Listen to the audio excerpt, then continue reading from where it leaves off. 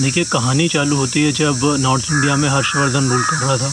जब उसका kingdom collapse हुआ तो बाद में गुर्जर प्रतिहार जो थे वो गुजरात में इनिशियली उनका किंगडम था, लेकिन उन्होंने बाद में पूरा नॉर्थ इंडिया अपने हाथ में ले लिया था।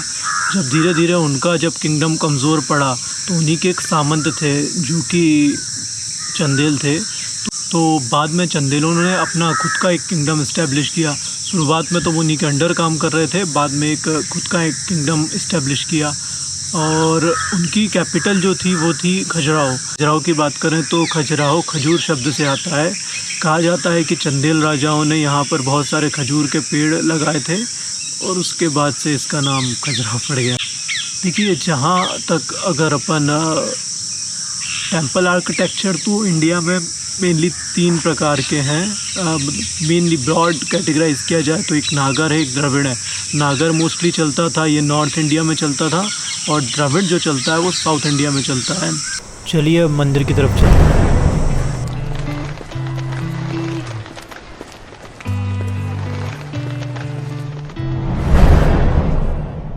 देखिए, मंदिर आर्किटेक्चर को अगर समझना है तो सबसे पहले मंदिरों के कुछ शेप्स हैं उसके बारे में बेसिक जानकारी होना चाहिए। जैसे कि यहाँ पे जो उठा हुआ आपको दिख रहा है, जो आमतौर पे सभी मंदिरों में रहता है, वो उनको मंडप कहा जाता है। 1 2 3 मंडप है इस मंदिर में। और मंडप के बाद ये बहुत बड़ा सा है जो जिसके नीचे भगवान की मूर्ति रखी जाती है, इसको शिखर कहा जाता है। और उसके नीचे गर्भगृह रहता है। गर्भगृह में भगवान की मूर्ति रहती है और ये एक बेसिक डिज़ाइन रहता है किसी भी मंदिर का। और ये जो 3 मंडप हैं और एक शिखर है, इसको जो बीच में जो जोड़ता है इसे अंतराल बोलते हैं। ये अंतराल ये एक बेसिक सा एक डिज़ाइन है किसी भी मंदिर का। और ये जो मंदिर है ये नागर शैली में बना हुआ है। नागर शैली का एक बेसिक नागर शैली में ये है कि आप जो 3 मंडप रहते हैं और जो अंतराल रहता है ये जुड़ा रहता है, इसमें कोई गैप नहीं होता है। और आप साउथ इंडिया के मंदिर को देखोगे वो द्रविड़ शैली में बने हैं, तो जो 3 मंडप है और अंतराल है इसके बीच में एक गैप रहेगा।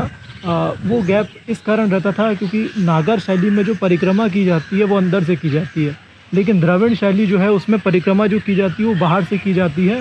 तो मंडप के बीच में और शिखर के बीच में गैप दिया जाता था जिसमें लोग भगवान के चारों ओर एक परिक्रमा पूरी कर सकें। और नागर शैली में क्या होता है, जो मंदिर बनता है वो ऊंचे प्लेटफॉर्म पे बनता है। जैसे कि आप यहाँ पे देख रहे हैं, लगभग 5 फीट की हाइट होगी इसकी। और नागर शैली में कोई बाउंड्री वॉल या गेट नहीं होता, जबकि द्रविड़ शैली में बाउंड्री वॉल और गेट होते हैं। और नागर शैली और द्रविड़ शैली का एक डिफरेंस ये भी है कि जो इनके शिखर बने जाते हैं नागर शैली के, वो थोड़े से घुमावदार रहते हैं, जबकि जो द्रविड़ शैली के शिखर होते हैं वो सीढ़ी नुमा होते हैं। अगर आप मीनाक्षी मंदिर को अगर आप फ़ोटो देखेंगे तो उसके जो शिखर है वो सीढ़ी नुमा है। ऊपर बेसिक मंदिरों में सब में भी होता है, एक ऊपर एक कलश और उसके ऊपर एक झंडा होता है। इधर पे तो झंडा दिख नहीं रहा है, लेकिन एक नॉर्मली मंदिरों में वो भी होता है।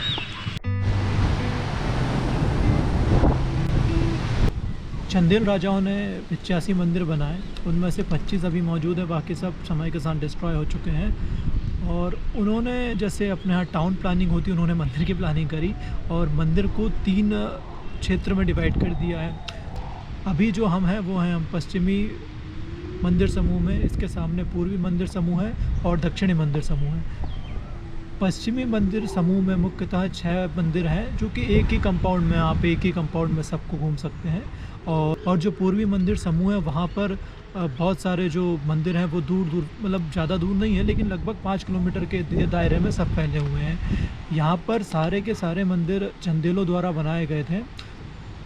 ये जितने मंदिर थे कालांतर में कहीं खो गए थे, तो इन्होंने अंग्रेज़ों ने इसको रीडिस्कवर किया और उसके बाद से अंग्रेज़ों ने इनका मेंटेनेंस चालू किया, जो कि भारत सरकार आज भी कर रही है।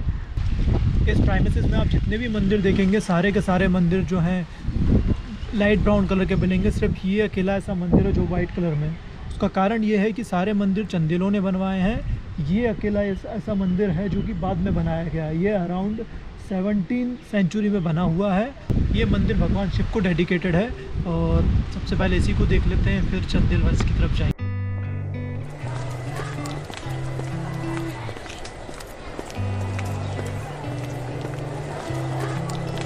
said I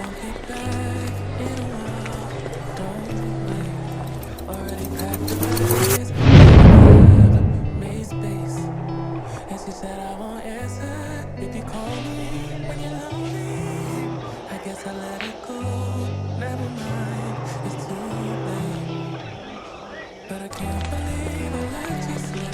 I think about it 7 days a week, and this just can't be how it's supposed to end up. It's not enough, and maybe time will make you feel, but I don't know if I'm ready to just let you. आइए चलते हैं world heritage site Kandariya Mahadev मंदिर की तरफ। 'Cause what if I just wanna be with you?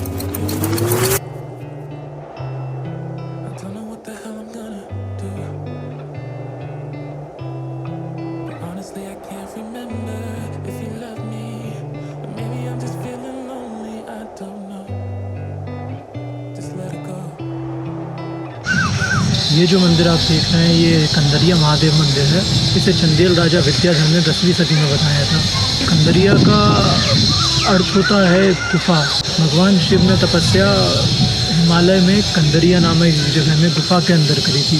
तो इसका आप architecture अगर देखेंगे ध्यान से तो शुरुआत में जो इसका गेट बनाया गया है उसको थोड़ा सा गुफा का शेप देने की कोशिश की गई है, और बाकी जो पूरा इस तरीके से डिज़ाइन किया गया है कि एक पहाड़ की तरह लगे।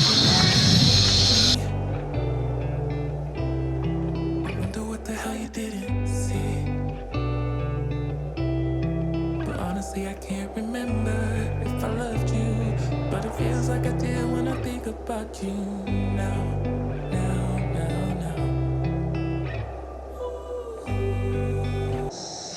आपको जानकर ये हैरानी होगी कि इस मंदिर की हाइट 31 मीटर है, और ये हैरानी की बात नहीं है। हैरानी की बात ये है कि इस 31 मीटर लंबे इस मंदिर को बनाने के लिए पत्थरों का इस्तेमाल किया गया है, और पत्थरों को जोड़ने के लिए ना सीमेंट का इस्तेमाल किया है ना चूने का इस्तेमाल किया गया है। ये पत्थरों को एक के ऊपर एक रखा गया है इंटरलॉकिंग पैटर्न में। और कहा जाता है जब इस मंदिर को बनाया जा रहा था तो 31 मीटर तक पत्थर को ले जाना काफ़ी मुश्किल टास्क था। उसके लिए क्या किया जाता था कि मंदिर की जैसे जैसे हाइट बढ़ती जाती थी उतने हाइट का मिट्टी का स्लोप बना दिया जाता था। उस मिट्टी के स्लोप से बड़े ही आसानी से घोड़ों की मदद से, हाथियों की मदद से और मज़दूरों की मदद से पत्थर को ऊपर इंटरलॉकिंग पैटर्न में जमा दिया जाता था। और जब मंदिर का कार्य पूरा हो जाता था तो उस मिट्टी को बिखेर दी जाती थी, जिससे आसपास हरियाली और एक अच्छा सा गार्डन बन जाता था। यानी कि यहाँ पर आसपास आप देखेंगे तो काफ़ी तालाब हैं खजुराहो में।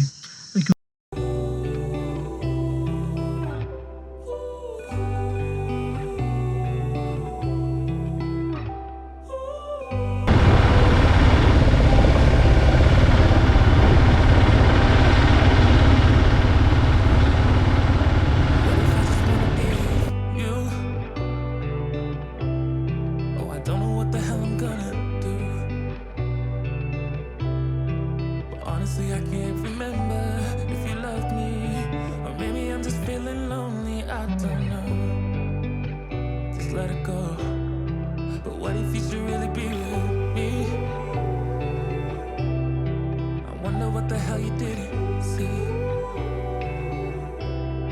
But honestly, I can't remember if I loved you, but it feels like I did when I think